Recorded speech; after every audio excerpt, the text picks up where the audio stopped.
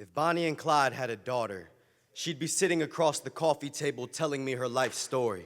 She sits like a tombstone. In her graveyard of a living room, her voice is softer than rose petals falling on coffins, and she tells me she had her first cigarette in elementary school. Now she goes through a pack a day, but would smoke more if she could afford to. I tell her she's killing herself. As her lips laugh, her eyes tell me she died a long time ago, along with her surroundings. She begins counting off deceased loved ones on her fingers, and by now, she's gone through more names than cigarettes she's had all day, and it reminds me that death is addictive. Her presence is legendary.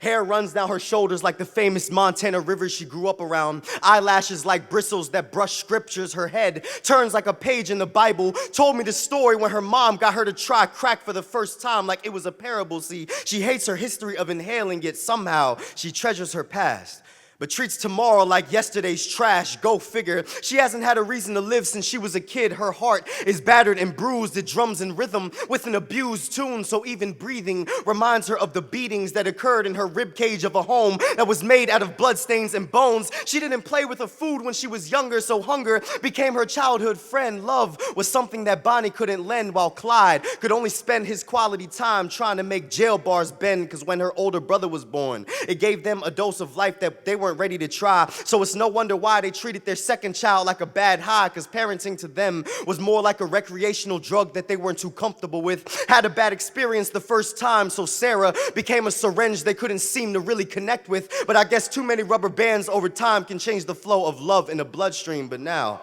she has dreams emerging in her conscience as subtle as a fetus forming in a crack fiend's womb. She has to choose between a second chance and an aborted possibility. Her future kicks and turns to let her know that it's real, but she can't stomach a better tomorrow when a couple weeks ago her father aided his symptoms of sorrow with a bullet he swallowed like the last pill he would ever have to take. Could you imagine?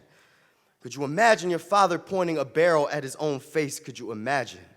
Gun smoke forming in your father's place like a 1930s criminal. Desperation escape, and as we sit comfortably in the couches at the crime scene, I ask if I can write about her life as if my pen could deliver her dreams. But no, I'm writing this poem to help you deliver yours and remind myself that I've talked to a tombstone before.